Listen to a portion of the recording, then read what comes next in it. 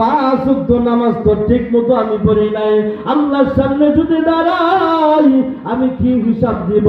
আল্লাহ যদি আমাকে হিসাব নেয়, হিসাব দিতে আমি পারবো না। আউয়ালু মা ইউহাসাবু বিহিল আবদু ইয়াউমাল কিয়ামাতিস সালাহ, কিয়ামতের ময়দানে সর্বপ্রথম বান্দার হিসাব নিবেন। আউয়ালু মা ইউহাসাবু, হিসাব নিবেন ইয়াউমাল কিয়ামা, কিয়ামতের ময়দানে সালাহ নামাজের। আউয়ালু মা ইউহাসাবু বিহিল আবদু ইয়াউমাল কিয়ামাতিস সালাহ, সর্বপ্রথম নামাজের হিসাব নিবে।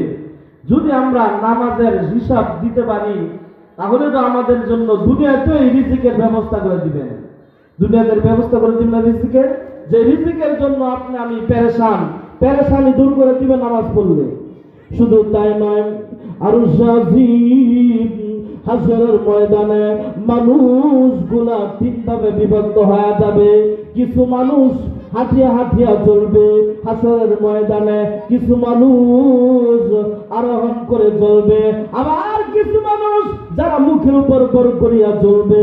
হাদিসের ভিতরে আসছে সাহাবীরা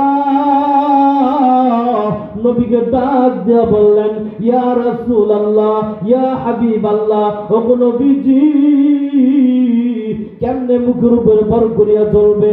আল্লাহ নবী ডাক দিয়া বলেন, আরে আমার সাহাবী জানো নি রে কিভাবে মুখের উপর ভর করিয়া চলবে?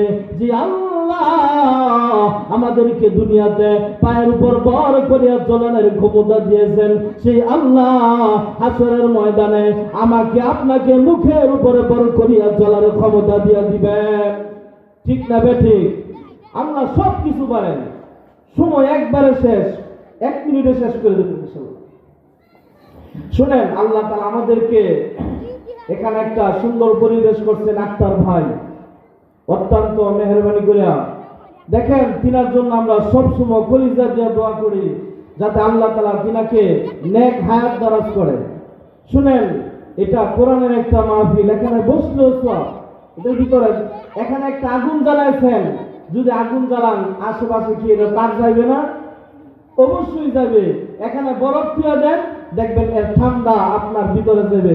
ঠিক এই কোরআনের মাহফিলের প্যান্ডেলের ভিতরে যারা আসবে আল্লাহ তাআলা তাদেরকে নূর দ্বারা, কোরআনের নূর দ্বারা নূরান্বিত করে দিবেন। জোরে বলেন ঠিক না বেঠিক? মুহতারাম হাজিরিন, আমাদেরকে দেখেন কবর কিন্তু ডাকতে থাকে। কবর আপনাকে আমাকে ডাকে যে আসো, কবর পোকামাকড়ের ঘর, কবর সাপ বিচ্ছুর ঘর। আসবা কবরের মধ্যে, চিন্তা ভাবনা করে আইসো।